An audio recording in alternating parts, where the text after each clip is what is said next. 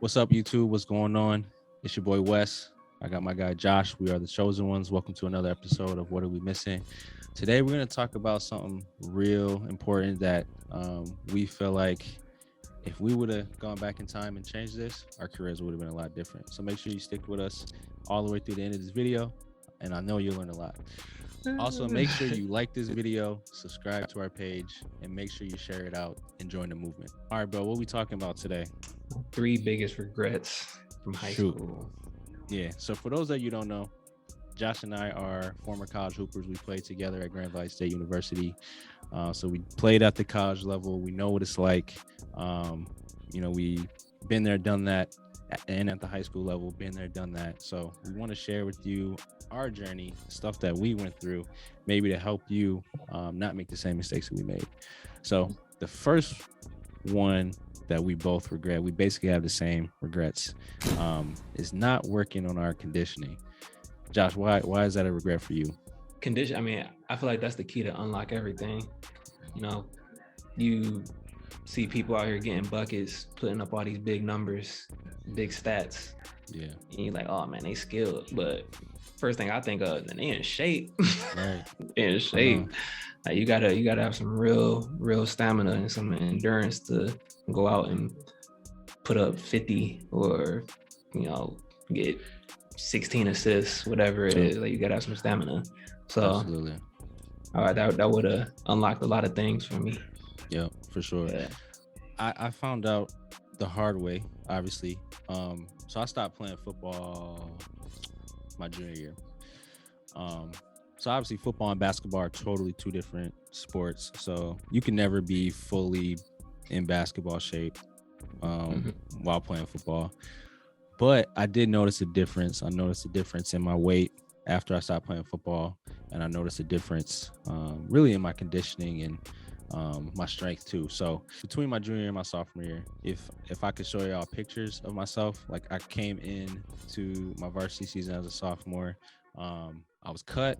I was a little more light on my feet. And then I was a little heavier my junior year and even more heavy my senior year. So honestly, when I wasn't playing a fall sport, I was still working on my game. I was, doing ball handling drills and getting shots up, but that was pretty much all I was doing. I wasn't playing that much. Like I had a fall league that I was in, one time a week, but, I wasn't hitting the pavement. I wasn't doing sprints. I wasn't lifting like I should have. And it really affected, the way I played. I was more of a two-way player, I think, my freshman and sophomore year because my endurance was good, but my senior and junior year, I was one way. I was a one-way player, dog. Oh man, bro. Yeah. On that James Harden. Yeah, pretty much. So I was lefty, but I didn't have a beard back then. Nah, man. I feel you. It was. I mean, it's a little bit different. Like you said, we got different body types, but if I would have been able to, not been able to, I could have, if I would have worked on my conditioning more when I was in high school. I was always a two-way player, but the thing with me is I would flame out. And I wouldn't really get my wind until dang near like middle and towards the end of the season. Yeah. And so like I said, that would have just unlocked a lot of things for both of us. Absolutely. Shoot. So learning from a lot of guys, NBA players, especially Kobe. So he was the first guy that I really paid attention to about work ethic, but this really wasn't until college and even after college, really. He always mentioned, how he was in the gym 5 a.m. and he was the last one to leave the gym. So like, I never really had that exposure to someone, doing that, right? Or seen or heard of anybody doing that. So I say that to say, in high school, we didn't run that much. Our running was like playing. So we played 5-on-5. We got up and down a lot. So, man, I think as the season went on, I think I got in worse shape, to be 100% honest with you. So I wish I would have had that example of like somebody showing me the way, like, yo, this is what it takes for me to show up before practice or stay after practice and run some sprints on my own. So, you know, I got shots up in the morning. I did ball handling drills in the morning, but never worked on my conditioning. I feel like if I would have worked on my conditioning, stuff would have been way different. All right, number 2, and this one eats at me, bro. It eats at me. I'm 32 years old. I graduated high school like 13 years ago, and it still kills me. Has me up at night. I know what you're gonna say. Bro, know what you're gonna say. Number 2 is not being aggressive enough. Dog, it kills me. It kills me. It kills me. Even growing up, like my dad and my brother, they were always on me, like shoot the ball. And I've always been a guy that I've been a scorer. That's my game, but I just wasn't like trying to score every time. I was a real unselfish player. And I think you might touch on this. I thought I was helping my team out by, you know, not shooting bad shots and stuff like that. So that eats at me, bro. You thinking you're doing the best thing for the team by, you know, passing up shots and things like that, but really you're hurting the team, you know. And I wish my coach, he told me, shoot more. We need you to shoot more. We need you to shoot more. But my 2 favorite players back when I was in high school was Jay Kidd and Steve Nash. And so, and I was the point guard on my high school team. So, you know, I'm thinking like, you know, okay, I'm gonna get mine, but then like I'm gonna try to set other people up. But what I'm not realizing is those dudes is playing with Vince Carter, Richard Jefferson, Amari Stoudemire, you know. And so when coach is telling me to shoot more, and I'm not doing it, I'm hurting my team. And so, but if I would have been more aggressive in terms of me looking for my shots, it would have not only just helped me, but it would have helped our team too. Because when I look back on it, I mean, my team was looking for me to shoot more too, you know. And so nobody would have got upset with me if I would have got up 7 more shots a game. Like, no, we would have won. Or had a better chance of winning, you know. And so, it hurts. It hurts. Yeah, no doubt, bro. Case in point, 2 prime examples. Both of them are in high school. So, first example, I was a junior going into senior year. We're in Vegas playing against the King James Shooting Stars. So let me back up a little bit. So my dad always told me, he was like, Wes, sometimes you just need to, you know, change the pace of the offense and do something different, break up the rhythm of the defense, keep them honest. You the point guard, either come down and shoot a pull-up 3 or just take your man off the dribble without even passing the ball. And like, I'm like, that didn't sit well with me. But fast forward to playing against King James Shooting Stars in Vegas. We're down like 14, 15 points, right? They take their starters out. It's like 3 minutes left in the game, right? So at that point in the game, you're going to be playing balls out, right? You're going to, you know, no pressure. You're going to be scatterbrained, and you're going to, you know, basically just do everything you can, at least try to get back in the game. Right. Dog, 3 straight times I did exactly what my dad said. The game was over already, but I was playing free. I pulled up, hit a tray. Next possession, pulled up, hit a tray. Next possession, pulled up, hit a tray. We came in like within 5, dog. Within 5. Wow. But I didn't learn. I didn't learn my lesson. Fast forward to senior year, we're playing against East Grand Rapids at East Grand Rapids. We're down 15, probably with 6 minutes left. And I do the same thing, like playing totally out of character, but I think I hit like 2 pull-up 3s without even passing the ball in the possession. taking the ball in the lane and just being ultra aggressive. We ended up putting the game into overtime and winning. So I didn't learn. If I could have gone back, I would have learned from those two things, and I would have played my entire senior year like that. Yeah. So you know what I mean? Yeah. That's crazy. That's crazy, man. So, young cats though. I'm not saying you should just jack up everything in sight. Like, no. If that's your game, if you're like Josh and I, and your coach is begging you to be more aggressive, and people in your life are telling you to be more aggressive, by all means, do it. Being more aggressive doesn't mean always shooting though. You know what I mean? No, it doesn't. It doesn't. That's my coach. I mean, he did tell me to shoot more, but another thing too, there's only a few times where I wasn't the most athletic player on the court, and so he gave me free range on defense, and you know, I wasn't as aggressive as I could have been on the defensive end either. You know, crashing the ball for rebounds and all of them, different stuff that needed to be done, and so it's not just shooting. It's, you know, not just. And other thing too, I mean, like you said, if your coach is telling you to shoot more, and if you're the type of player where you like, you know, I want to be a team player, you already got a good attitude about it, so you shouldn't feel bad about. Like it's them players that is just like, oh, okay, I'm about to just shoot. I ain't gonna pass it all. Them the ones where the coach is like, all right, you need to dial it back a little bit. Right. You know, so right. Yep. And that's one thing I never did was shoot until my coach was like, hey, chill out. Chill out. I was actually talking to somebody at work. She used to be a basketball player as well.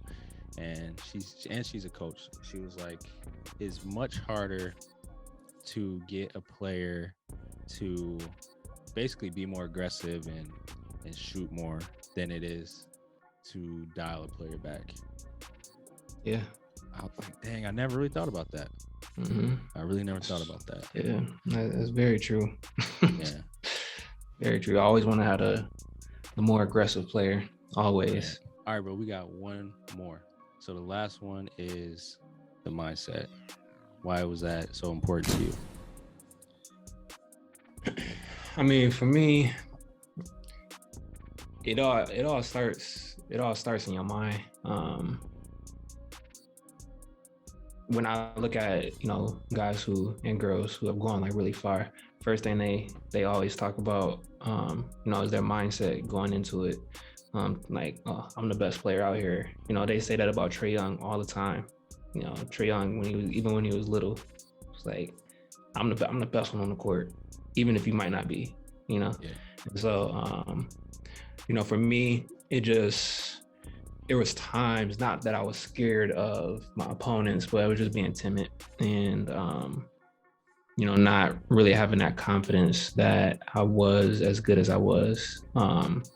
And it clicked just a little bit late for me. That it's like, man, like, you're actually good at basketball. Like, and you shouldn't, you know, don't act arrogant, you know, but don't act like you're not good either, you know. So I just feel like if my mindset would have been different going in, you know, to games or just into seasons period,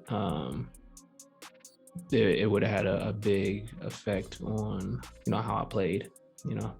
Yeah, definitely.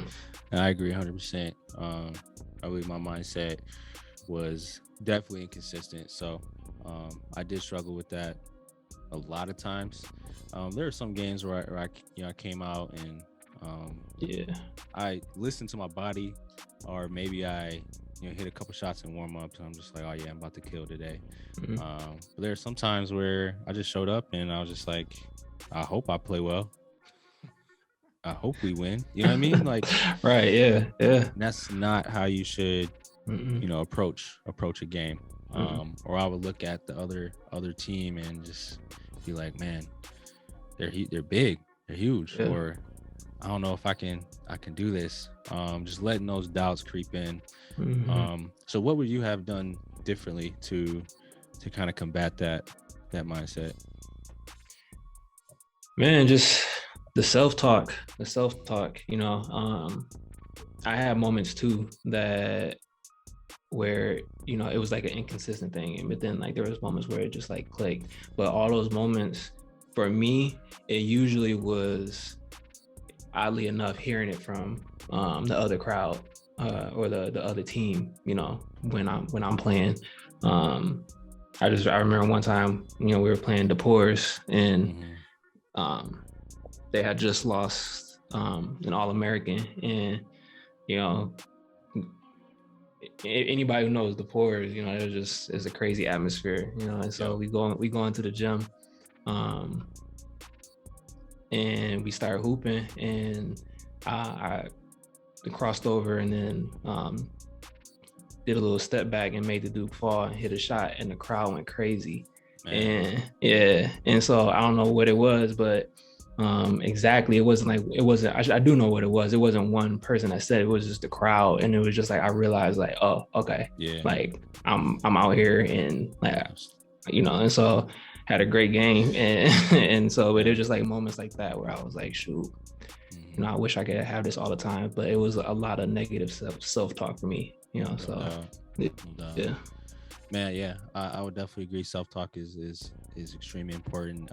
And using that self-talk, saying it out loud repeatedly. I tell the kids that I work with to literally say it until you believe it, even if it's something that is not quite true. Like, everybody should believe like I'm the best player in the court, right?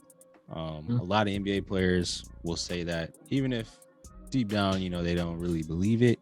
But telling yourself that will get you in the right mindset to at least know that you can compete with the next player, with the player across from you. So I think that's important. Another thing that helped me, and I wish I would have utilized this a little more, was use the people in my life that knew how to talk to me. So for me, it was my brother, my older brother. My brother, and he's like the biggest gasser of all time. Need some encouragement, go to Pete. Yeah, like he will make you feel good about yourself. So like, if you know somebody like that, talk to that person and get gassed up. Like, I wish I would have called my brother. I wish I would have called my brother before every game. It's like, yo, what's up, man? Like, tell me something good. And he would have got me right. That's what got me through my freshman year at Grand Valley. I hung on to him, talked to him before every game, and he really helped me really through a lot of difficult, dark times as a freshman. So I wish I would have utilized that as a high schooler too. Yeah. And that's a good thing too that you said, leaning on the people that when you are having, them tough days or had a little tough streak or whatever, they can talk that positive talking to you. They can gas you up when you don't have it, so you need that too. Yeah, absolutely. All right, YouTube, moral of the story is don't be us, man. Don't be us. Don't be fooling around with not working on your conditioning. Don't fool around with that. Do extra stuff outside of practice. Practice is not enough. The greatest players are doing stuff before practice, after practice. So make sure you're doing that. Be aggressive. Whatever your identity is, I guess we should say that. Whatever your identity is, play that to the fullest. Do that to the fullest. So me and Josh, we're playmakers. We like to get others involved, but not to toot our own horns, but we get buckets. That was what we did, and that was what's best for the team at the time. So that's something that we should have done. So whatever your role is on the team, play to the fullest. Yeah, that's my advice. And number 3, the mindset. So cling to something that strengthens your mindset, positive self-talk, body language, whatever that is. I can talk about that all day, but make sure your mindset takes some time before practice, games, to get your mind ready to compete. All right. So those are the 3 things that we regret the most. If we could go back and change that, we would do it in a heartbeat. So again, don't be like us. Make sure y'all like this video. Thank y'all for hanging with us. Make sure you subscribe to the page, share it out, join the movement. It's Wes and Josh. Peace out. Deuces.